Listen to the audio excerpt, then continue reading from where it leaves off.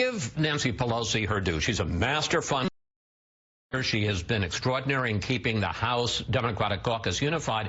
Let's talk about Tim Ryan, because critics say that you've been in Congress 14 years and you haven't left much of a legislative mark. They say, in fact, that the two biggest issues you pushed are, one, that you host meditation sessions every week on Capitol Hill, and then you got some federal money to teach, quote, mindfulness to students in your district. I mean, it's not much of a legislative record for 14 years, sir. Well, I sit on the Appropriations Committee, and let me say, first and foremost, I think that the Capitol could use a little mindfulness. I think we could all turn the dial down a little bit and start talking to each other like human beings. Maybe we would be able to get stuff done, and I think it's important that we have a mindset that keeps us aware and focused on the issues at hand, as opposed to getting tossed around. But you think that's going to win Trump voters? He's the meditation guy? Well, I think it's a part of an innovation in education. I mean, if you look at social and emotional learning, which I got the money from, they just did a meta-analysis a few months ago of 300,000 kids who are participating in social and emotional learning in the schools.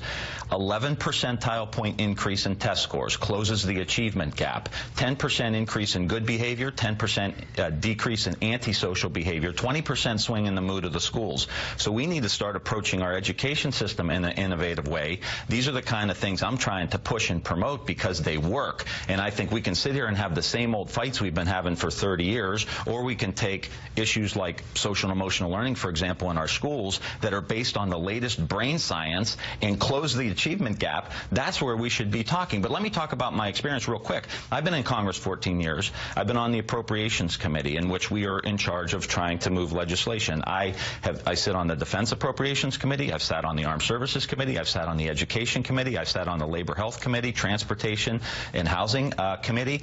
I've been involved in the appropriations process. I sat at the of Dave Obey. I was quiet. I listened. I watched. We did the Affordable Care Act. We did the Recovery Act. We did the auto rescue.